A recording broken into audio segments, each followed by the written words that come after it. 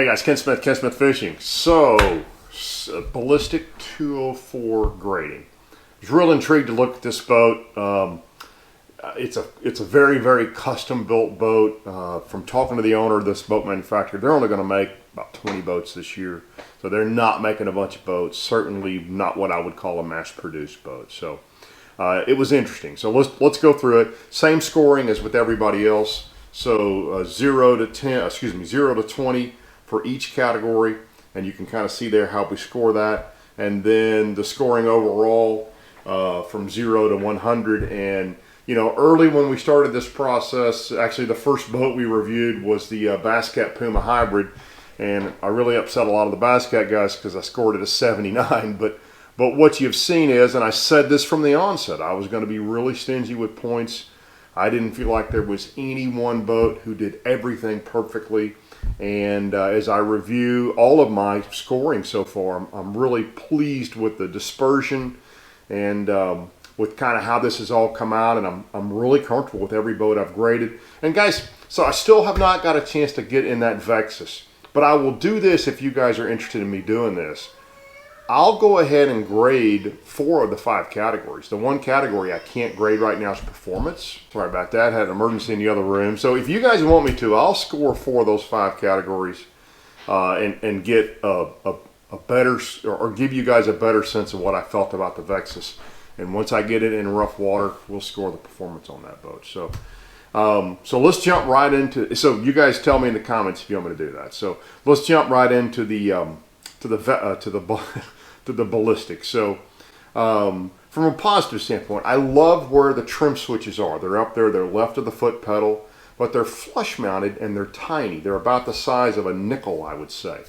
And as you guys have heard me say, I want something I can operate with my foot when I have a fish on or when I'm fishing, so that I don't have to stop doing that. Again, I'd love to see somebody invent Bluetooth capable trim switches, just like we have those Sea Monster buttons for our power poles.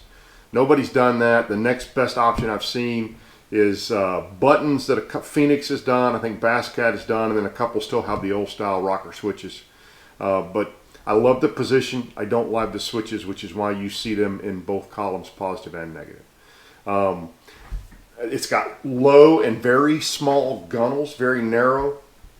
And now I don't know the owner of this boat, but I can tell you based upon me looking at the cap of the boat, I see what I perceive to be a lot of Champion cap influence in this boat. Kind of how that cap is, the narrowness and the shape of it, it just feels like a Champion, like an old Champion to me. So I do see that influence there. And again, as always, low gunnels are on both sides. Some guys want higher gunnels, some guys want lower gunnels. This one has what I would call pretty dang low gunnels. It has a real traditional box layout. It has the most co-angler rod space of any boat I've seen. There's just a ton of space over there. And the front of the boat is really super clean. Back to that comment I made that the boat seemed real minimalistic to me. And what I mean by that is just a really clean, the lines are clean, there's not a lot of clutter, kind of like the dash, right? It's just a really nice, clean setup on the boat. And again, to that exact point, there's really no unnecessary switches on the bow. Now you can control stuff up there the way Mike has his boat rigged through your Lowrance, so you've got a lot of ability to control other stuff up there, but it's super clean on the front end. So the negatives, I've already talked about the trim switch. It is a narrow boat. If you go back in video 1, at the end of that video, Jared stuck the grid in there and you see the measurements of the boat. It's 62 inches. At the seat pole, the only 2 boats that were more narrow was the Puma and the Charger Hybrid. And then I actually spent a bunch of time going back through all of my videos. So this boat, when I was on the back of the boat, as you noticed, there was much more list to one side than the other, and I never could figure out why that might be, but we saw that in several boats. But most of them either had a different battery configuration or were single console boats. But this is the only boat we looked at where at some point in that test, the boat crossed 4 degrees of list. So it is, again, a very narrow boat. It's a 94-inch beam boat, and it's I'm not going to say it's the tippiest, but it's certainly on the tippier scale of all the boats we looked at. And again, part of that probably because, as I recall, this boat only weighs like 1,450 pounds. So it's probably going to be that way because if you put weight on a much lighter surface, it's going to tip it more than it would on a heavier surface. So it just seemed tippy to me at 4 degrees where it touched there. And then the other thing I noted in the boat, and it's very similar to the Bullet in this regard, which again, there's a lot of Bullet influence that I see in this boat, is there's less storage in this boat than in a lot of similar length class boats. And again, there's that whole argument here, is this a 21'7" boat or a 20' 4" boat? These guys call it a 20' 4" boat. Most of their competitors would call it a 21'7", which is what the Coast Guard would call it, which is why they can put those big motors, those big fast motors on that boat because of the length of the boat. So for fishability, I score the boat a 14, which is good. Fit and finish, it is a beautiful boat. It really is. It's as pretty a boat as I've looked at. The glass was gorgeous. It's got a padded front deck. It feels incredibly solid. As you guys know, there's composite in the boat. There's Kevlar in the boat. There's obviously fiberglass in the boat. It really feels solid. I love the seats. One of my viewers commented in one of the videos that it looks like seats out of a Bentley, and it really does. It's got a sports car look. They're beautifully finished. This is an expensive boat, and the finish on the boat really reflects that. It's got an oxygenator. Now this boat didn't have C-deck flooring in the cockpit floor, but it's available. It's that super clean dash, and then it's got a big, what seems to be a secure ice chest with a latch on it and a big high lip, which I really like, which is across all the boxes. I would think these boxes are very, very water resistant, waterproof. I'm going to get help right here. Negatives about the boat. Hey, Bubba, come up here and help Daddy do a video. It is a single divided live well, which you guys know I'm not a huge fan of. I would rather have 2 live wells. The live well, because of the configuration and where the fuel tank is, it gives you a lot of space in the back of the boat, but it makes the live wells very shallow. They're kind of about average size live wells. I believe, if I recall right, they're about 39 gallons, which is bigger than my live well, but smaller than like the Phoenix and some other live wells that we looked at. There's carpet, so what they've done in a lot of the front boxes is they've put carpet on the walls and then padding, rubberized padding across the floor. I love the padding. I don't like the carpet, and we've talked about why. If you're going to have carpet in the boxes, I do like that it's not in the floor, so hopefully your boxes will stay relatively dry. It has a tremendous amount of badging because it's got that big Ballistic decal down the side of the boat, and I believe in Texas you're gonna have a hard time keeping that on there if you fish Fork or any lake, lakes with a lot of boat docks that you rub up against on occasion, but certainly timber. I think you're gonna have a hard time keeping that badging on there. As I've said, I don't think there should really be any stickers or badging below the rub rail on the boat. And then the last thing, and I put an asterisk here because I'm not scoring the boat on this. You've got to be comfortable in this boat with all of your gauges coming through the graph, because the way they've configured that dash, there's really nowhere else to put graphs. Now, it doesn't bother me that there's not a control pad in there, because as Mike said, and he had 2 of them laying in the garage, they've got them that you can put down by the gear shifter, so you still have other controls. But you got to be comfortable with that just coming through the graph, that being all of your gauges, your trim gauges, your jack plate gauges, your water pressure, your RPM, all of that's going to come through that graph.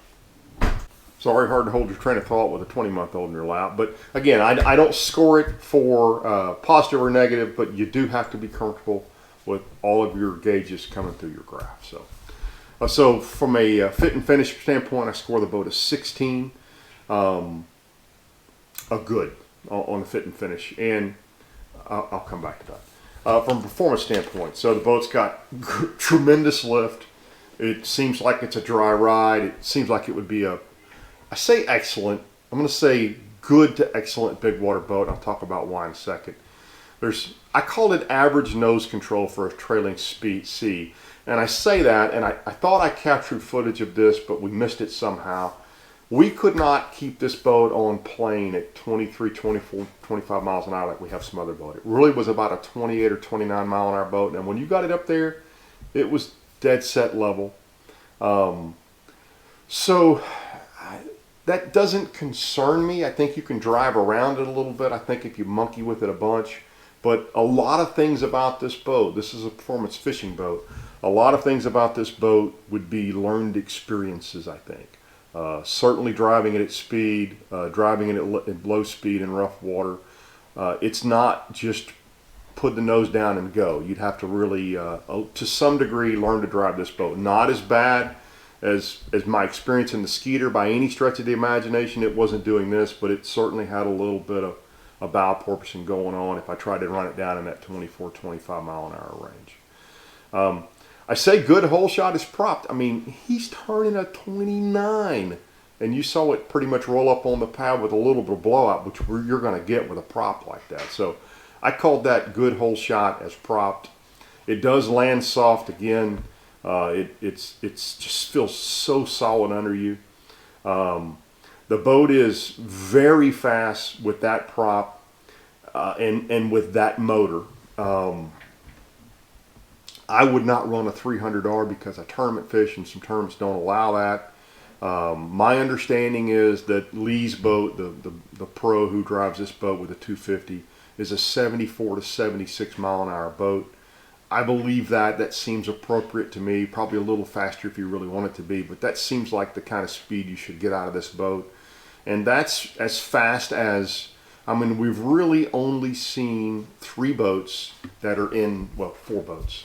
The Bullet's certainly that fast, but of the other boats, the kind of what I would call go fast boats, the only 2 boats that we really saw or that I experienced, and I know guys are going to argue my boat will run 80, but I'm looking at boats with true 2-guy tournament load, a lot of gas in them, full live wells. And the only 2 boats we saw that would push into that mid to high 70s range was the Bass Cat Lynx and the Blazer. The Blazer would do that too. The Blazer was I guess, as I recall now, the Blazer was the fastest boat we've driven with a 250 on it, and by a couple of miles an hour. But you know what, in hindsight, as I think back through that, when we ran that Blazer way up into the 70s, we had a live well empty. So with live wells full, that boat was about the same speed as the Lynx. It was a 74, 75 mile an hour boat. So I think this boat's in that same speed class. Negatives on this boat, the boat will backwash a little bit on you when you shut down. Same thing we saw on the Blazer. Again, I already talked about the planing speed. This boat has, to me, a fair amount of side to side at speed. Now I understand why, and it's a 94-inch beam, and generally speaking, those more narrow boats are not bad in rough water. But at speed, you can see it. Go back and watch the video. That boat's walking around on the back end. It's really walking around on the pad. And then you really got to drive this boat at speed. Now, I got to be careful with that. This boat, it's got so much power with a 300R on it. With a 250, I think this boat would probably be a heck of a lot easier to drive, because I was really comfortable driving this boat up to about 74, 75 miles an hour. Above that's where it started getting squirrely. And if you remember, I never got to drive the Bullet that fast because I ran out of room and it was a really rough day in the Bullet. So I only ran it into the upper 70s as well. I drove this boat to 79.9, I think. And it starts getting wiggly on you. And look, you can certainly learn how to drive this boat and that wouldn't be a problem. But you know, I scored the Bullet a little better in performance. I didn't see the backwash in the Bullet. The Bullet would hold plane at a lower speed, and I didn't feel as much side to side in the Bullet. So I scored the Bullet a little bit better from a performance standpoint, but I scored this boat better from a fishability standpoint by a bunch. So there you go. I really like the performance of this boat. The boat did scare me at the top end, but that's only because I don't have any wheel time in the boat. Give me a chance to drive this boat for a week, and I'd have put the hammer down, and I'm sure I could have got what the owner of the company got, 84.5 out of this boat is what they reported this boat ran for them. So 17, excellent on the performance in the Ballistic. From an amenity standpoint, the boat suffered a little bit, which Mike and I had talked about before we did this, that I would have some problems with this. Now it will take, you saw he's got that giant 15-inch graph mounted in the dash. It's got the good pull-out rod straps. It's got the best sump access. I mean, you saw him. He changed out a bilge pump in 5 seconds, and he could just reach right down in there and get it. I love that. There's tons of space in the back for your tools, for an extra prop. Just tons of space back there. There's a really good pea spot on the back deck. I don't know if you noticed that, but there's the Ballistic graphic and a rubber mat on the back deck where you can stand. It's really set up to keep your rods in the port side, but you could put some on the starboard side too. It's got a remote drain plug. There's a USB charger in the passenger glove box. Now, I put an asterisk to remind myself there. I don't know if you're running single console, if there's an option to have that in the center box. So if you're looking at this boat, that's something I would ask about. But I didn't know, and I didn't think to ask about it, because this one already had one in the passenger box, and if I buy a boat, I'm going to buy a dual console. Or when I buy a boat, I'm going to buy a dual console. I love that custom battery tray setup, and I don't know if you guys saw it or not, but because those lithium batteries are smaller, they actually had little blocks between them to make them be snug and fit in there.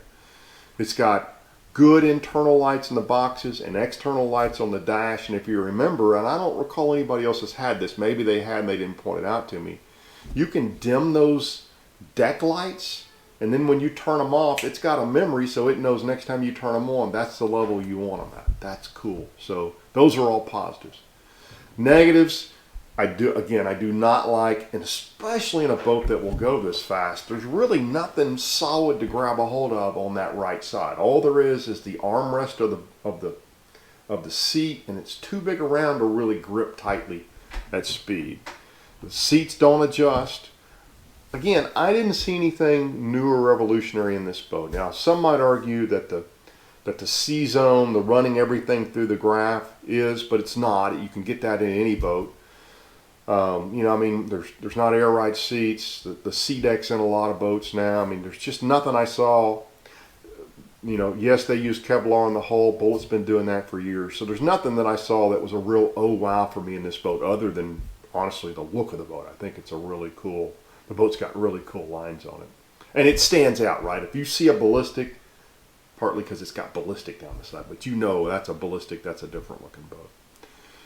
I don't know why with those beautiful aluminum trays they put in their batteries, they didn't put a better battery strap down system, but it's those little cheap battery straps. There's no net storage. There's no driver's cleat. There's no external tool storage. So specialty boat, all that stuff you can add yourself, but for the price point, it just seems like things that are kind of overlooked, or things that are made for guys who want a race boat they can fish out of, as opposed to a fishing boat that goes real fast.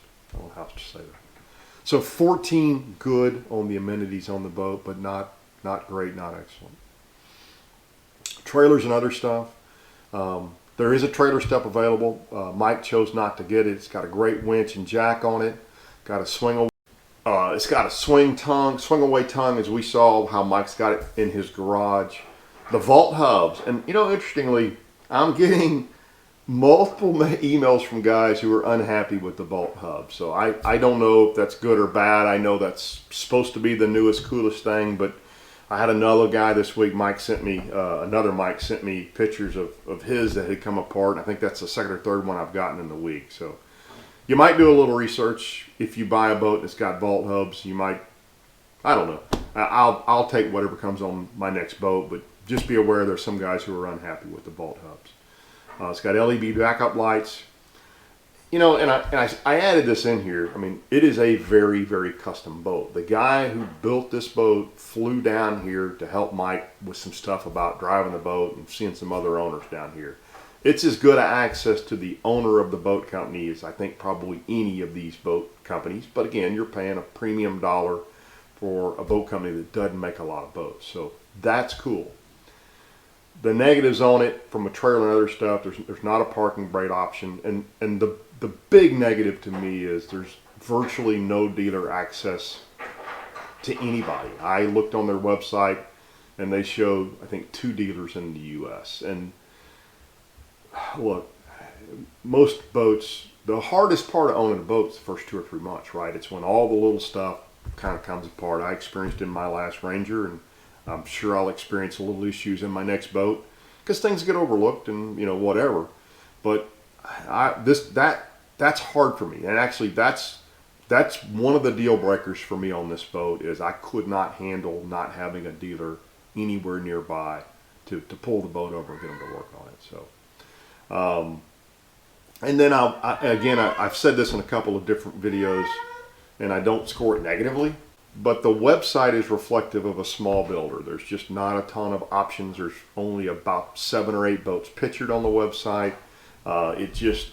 You can see they're spending the money on their boat, not on their website, and I like playing on the websites and looking at stuff on the website. So from a trailer and other stuff, I score the boat a 14, and that gives us a score on the Ballistic of 75 as good. And I kind of made some notes to myself because I thought, gosh, I really like this boat. It's a cool boat. Why didn't it score better than that? And so I kind of went back through from a fishability standpoint. The 2 things that really hurt it is it's only 62 inches across the front deck in fishable space at the pole, and then it's that list. It's a very tippy boat. The fit and finish, the badging bothered me, carpet in the boxes, and then personally, although I didn't score it negatively, the running everything, I like analog gauges. I like being able to look and see my water pressure and see my trim, and I'm not talking about trim when I'm running down the lake. I'm talking about when I sit down and take off, I want to look and make sure my motor's all the way down. And if not, I'm getting right on the trim. So that bothered me, would bother me. From a performance standpoint, the Bass Cat and the Blazer had similar speed performance, and I like the handling characteristics. I felt like they were both easier to drive. No, they were easier to drive. I didn't feel like it. My experience was they're easier to drive at speed. And again, that's probably not fair. I'm going to say that another way.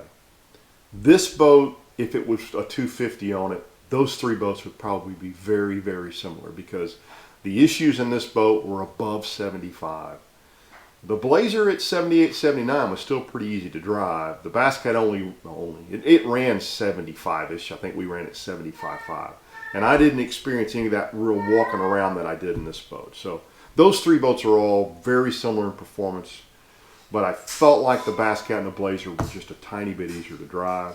And then just the amenities. It didn't score well in the amenities. No net, no cleat, no net storage, no cleat, driver's cleat. That real minimalist design, nowhere to put your tools. It's clean looking, but it hurts as a terminal angler what I'm looking for. And then the lack of dealer access. That's what caused this boat to fall from probably a boat that scores in the low 80s down to 75 and scoring it as a good. There are a bunch of you guys, especially you Allison and Bullet guys and Gambler guys, that are probably going to love this boat, and I would strongly urge you to drive this boat before you buy your next boat.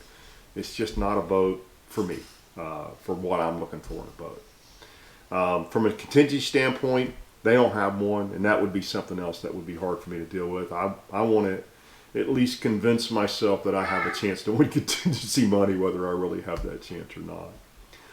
So I went ahead and stuck the grid in here. This is all the boats we reviewed in the order we've reviewed them, and because I thought it made a little bit of sense, and you see the Ballistic down there at the bottom, I did it again on the next page, and I just ranked them. So it's probably not real hard to take a look at the boats that I'm considering up there. I'll talk more about that. I still want to finish the Vexus, and I still want to look at the Nitro.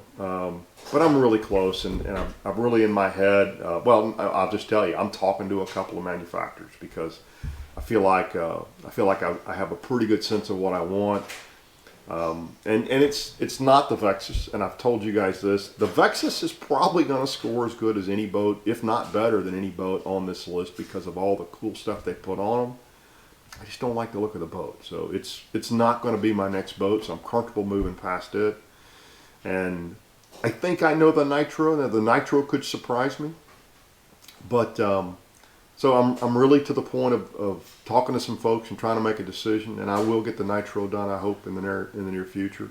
So I'm stuck at home for several weeks. My wife's due in 3 or 4 weeks. If anybody has a Z21 and a 21 that would be willing to take me out and let me do that boat. I wanted to do Clayton's boat at Rayburn, but if any of you guys have a 2021, even some of my Southern Oklahoma guys that would meet me at Texoma and let me do that boat while I'm kind of stuck in Dallas, I would love to do that. Please reach out, because I'm ready to do the Nitro boat.